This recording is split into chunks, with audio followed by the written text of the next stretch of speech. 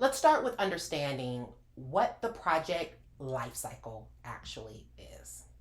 So there are four main phases in a project, in any project: initiate, plan, execute, and close. This is a cycle that every project goes through, whether you know it or not. If it has a beginning, a middle, and an end, it's a project. And if it's a project, you can find these phases. They don't always happen linearly, right? Like they're a cycle. And most people execute before they finish planning or mistake that what they did for initiation was actually their plan, but it wasn't. A lot of people fail to either close out their projects or maybe they hop into things before finishing it. All of that is common and all of that is fixable. So my goal is to lay these out for you to help you to consider where you are and trying to manage them so that you can identify the phase that you need to focus on to make the changes that you need to see. So let's think about a specific scenario where we can identify the four phases of a project. And once we do that, I'll share some PM tools that you can use to really help you move through the different phases and to address the pain points that you might experience there. So here's a scenario. Let's say you are an executive with a team or a solopreneur who is building your side hustle, but you're still working full time, so you're working on a team. And you're grappling with burnout symptoms where you feel a disconnect between your work and yourself, which of course is limiting your ability to prioritize what you should focus on.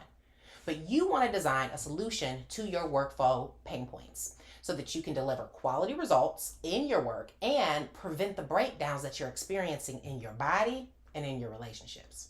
Okay? So that's the case. That's the scenario. So now let's use that to identify where disconnects may be happening in the project and how we can leverage the PM life cycle to target a solution. So you want to design a workflow.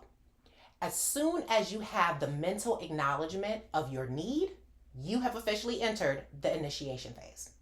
You know the conversations that you have with yourselves or others, whether it's complaining about the problem or dreaming up a solution, all of that falls in this phase. These conversations could happen over instant messenger, chat, phone calls, whatever. But something to note is that you don't actually transition from initiation into planning until you call for a decision. Just talking about a thing isn't planning.